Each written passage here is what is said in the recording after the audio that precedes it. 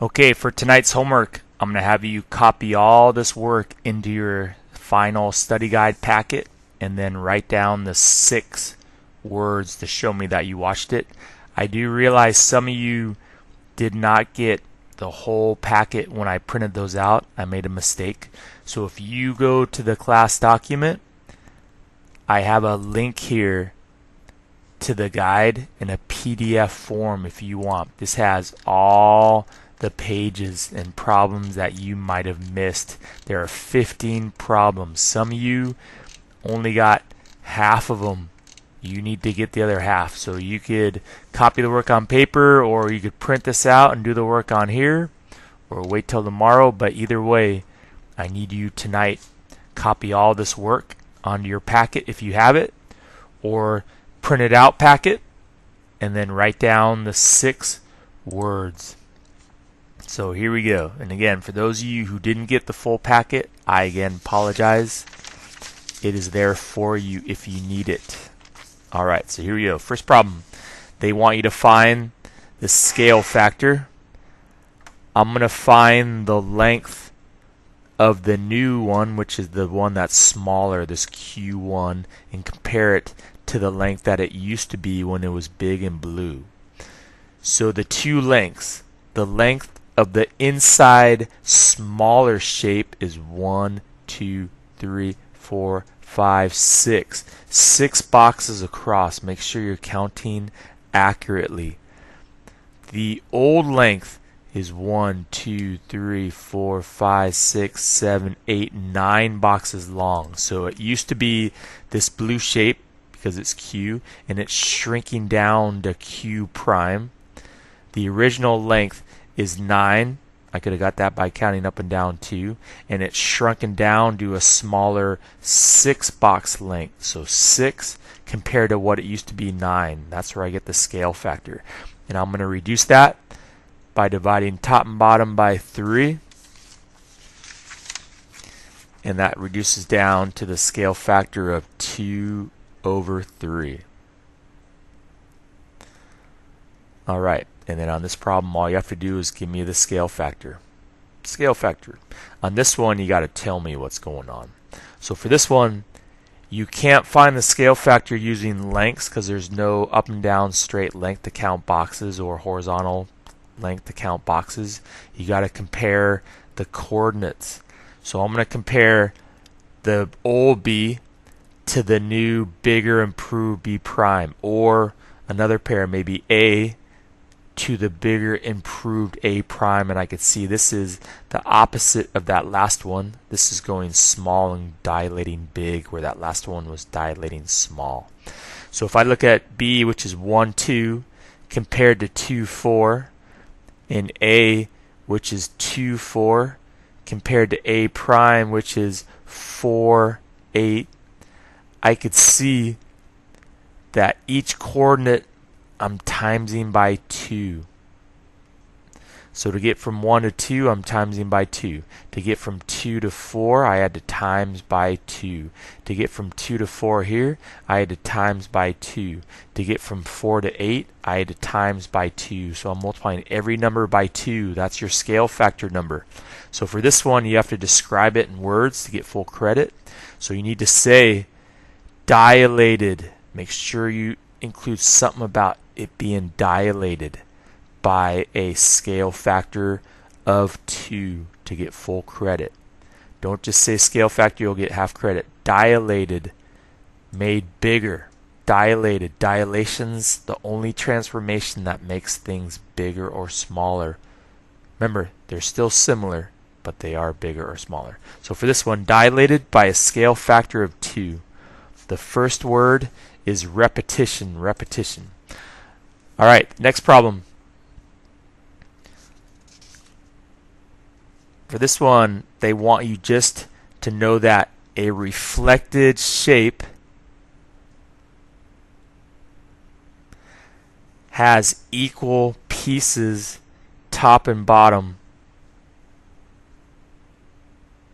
So again, when this is reflected, this E angle is the same as this D angle.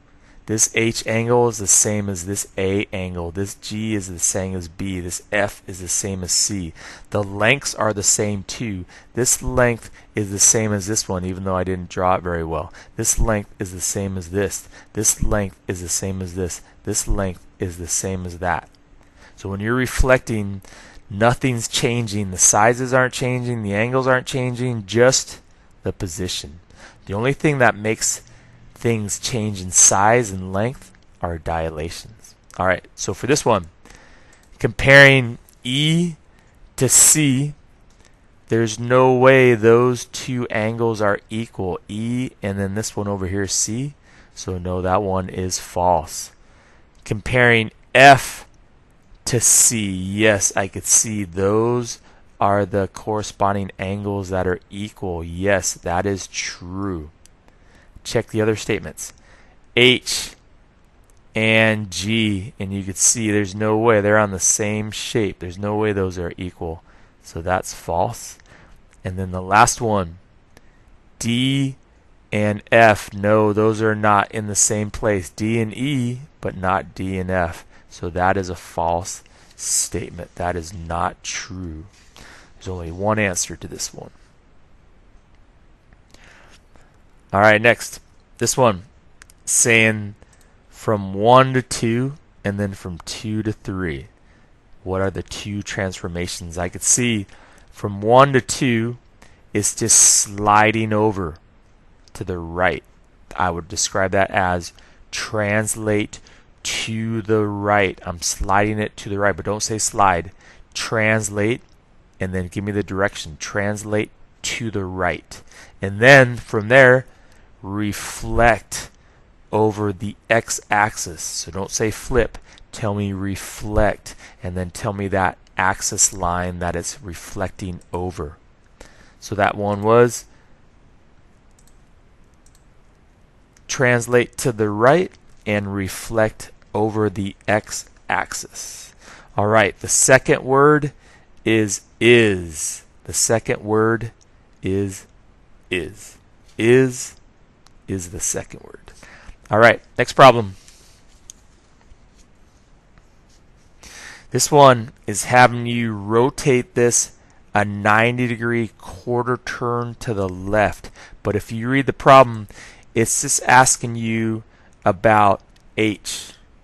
So if I rotate this, I could rotate all these points, but if you know what's happening with H, you will understand what's happening with the other coordinates. So H is the coordinate 3, 4, 5, 6 for X, down 3 for Y. So 6, -3, that's the coordinate for H. And this is going to do a quarter turn to the left. It's going to bump right into the next quadrant, quarter turn.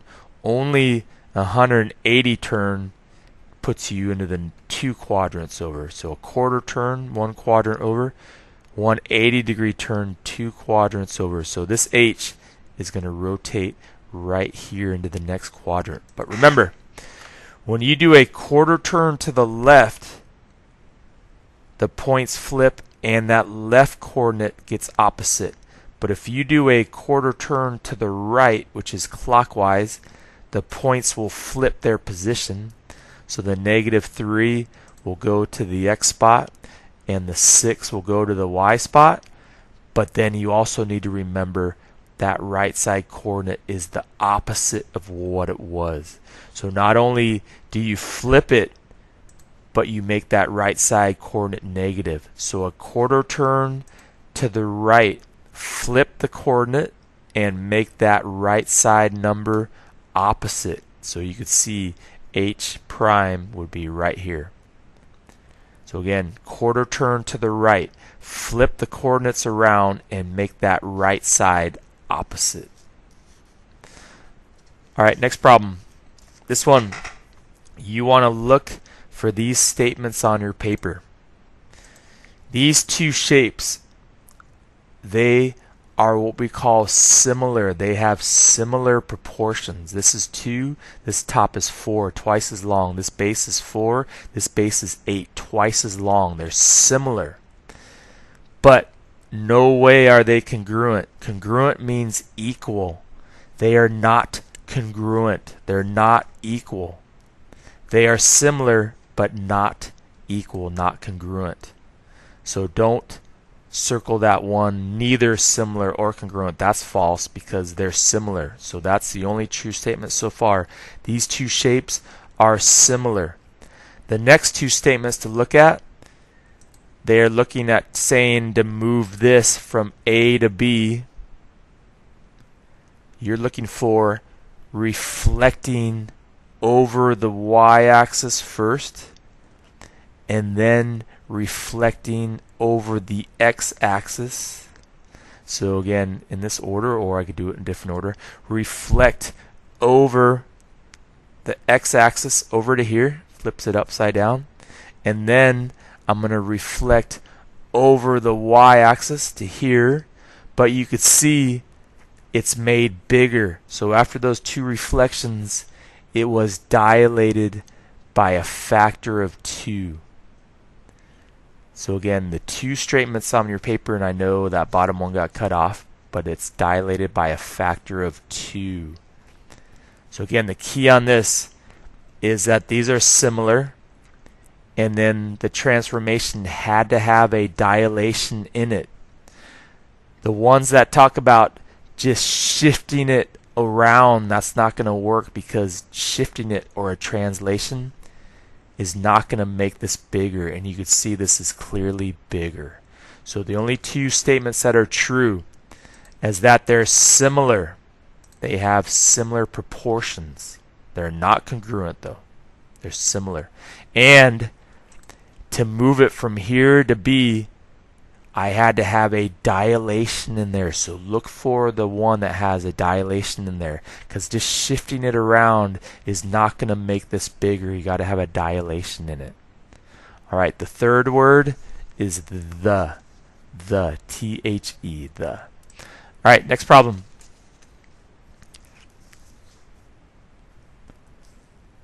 What we want you to do is, let's see.